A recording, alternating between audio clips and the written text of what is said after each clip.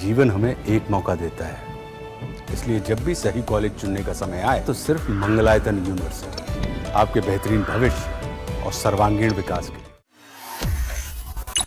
Ahmedabad plane crash के बाद से ही एयर इंडिया लगातार सवालों के घेरे में है और हाल ही में नई डेवलपमेंट ये सामने आ रही है कि एयर इंडिया की कई फ्लाइट्स को रद्द किया जा रहा है, चाहे वो मेंटेनेंस के चलते हो या फिर वेदर के चलते।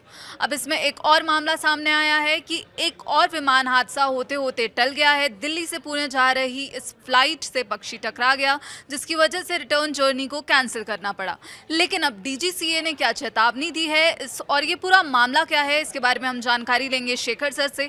शेखर सर, एयर इंडिया को डीजीसीए ने क्या चेतावनी दी है और पूरा मामला क्या है? क्योंकि इस पूरे विवाद में एयर इंडिया जो है कहीं ना कहीं अब इसे आप कह सकते हैं कि केंद्र में है, क्योंकि अहमदाबाद में जो कुछ हुआ उसकी कीमत जो है कई लोगों ने चुकाई है। और इसी वजह से एयर इंडिया लगातार कोशिश तो कर रहा है कि जो उनके प्लेन्स हैं उनकी वो सिक्योरिटी और सेफ्टी को खुद ही किस तरीके से वेरीफाई करे। लेकिन अब इस मामले पर डीजीसीए की तरफ से एक तरीके से चेतावनी दी गई है, वार्निंग दी गई है, और उसके पीछे कई सारे कारण हैं। डीजीसीए क्या है वो बताते हैं। डीजीसीए जो है वो directorate general of civil aviation, ये इसका फुल फॉर्म है। और इनकी तरफ से ही कहा गया कि जो 3 इनके खास तौर पर एयरबस हैं एयर इंडिया के, उसे लेकर डीजीसीए ने ये वार्निंग दी है। हालांकि यहाँ पर ये गौर करने वाली बात है कि जो वार्निंग दी गई है ये अहमदाबाद में जो प्लेन क्रैश हुआ है उस सिलसिले में नहीं है, बल्कि एक दूसरा मामला है। लेकिन मामला जो है वो प्लेन से ही जुड़ा हुआ है, जिसमें बताया जा रहा है कि 3 एयरबस की सिक्योरिटी को लेकर कहा गया था एयर इंडिया को, लेकिन एक लंबे अरसे तक ये सिक्योरिटी जो है वो ओवरड्यू रही। और जिस तरीके से एयर इंडिया ने इस पर रिस्पांस किया, स्लो रिस्पांस दिया, उसे लेकर डीजीसीए जो है वो खासा नाराज़ है। हालांकि इस खबर के बीच में ये जानना भी ज़रूरी है कि ये जो भी जानकारी है ये एक जानी मानी न्यूज़ एजेंसी है रॉयटर्स, उसके हवाले से ये जानकारी निकलकर सामने। इसमें रॉयटर्स ने ये बताया है कि किस तरीके से डीजीसीए ने एयर इंडिया को इस मामले को लेकर फटकार लगाई है।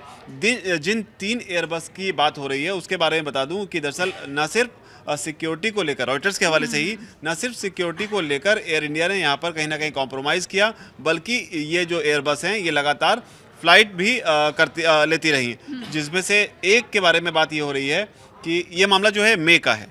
मई में ये एक तरीके से इनसे कहा गया था कि आप जो है जो मैंडेटरी इंस्पेक्शन है उसके लिए आप रिस्पॉन्ड करें। उसी पर ये बात जो है आगे बढ़ी है, जिसमें से एक फ़्लाइट की बात हो रही है जिसने इस सिक्योरिटी चेक को अवॉइड करते हुए दुबई, रियाद और जेद्दा 3 जगह जो है ट्रैवल भी किया है।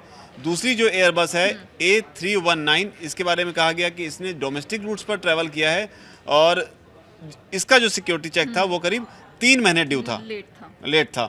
इसके अलावा एक और जो 3rd फ्लाइट की बात हो रही है उसका इंस्पेक्शन जो है वो 2 दिन लेट है। तो मोटे तौर पर यह है कि ना सिर्फ इन्होंने इंस्पेक्शन को डिले किया, बल्कि वो ट्रैवल भी करती रही। और इस बीच में सिक्योरिटी को लेकर अगर कोई हादसा पेश आता तो फिर स्थिति जो है हमने जो अहमदाबाद में देखी वैसी स्थिति नहीं होगी, इससे इनकार नहीं किया जा सकता है। लेकिन जो बात कही है रॉयटर्स ने, जो रिपोर्ट की है, ये अपने आप में बेहद डराने वाली बात है। इसके अलावा जो इसमें अहम बात है वो ये है कि रॉयटर्स ने डीजीसीए की रिपोर्ट को कोट करते हुए जानकारी दी है कि जो भी ये 3 मामले हुए हैं, इन तीनों मामलों में जो एयरक्राफ्ट है वो लगातार एक्सपायर्ड या अनवेरीफाइड इमरजेंसी इक्विपमेंट के बावजूद जो है वो ऑपरेट करते रहे, जो कि वायलेशन है स्टैंडर्ड एयरवर्दीनेस और सेफ्टी रिक्वायरमेंट का।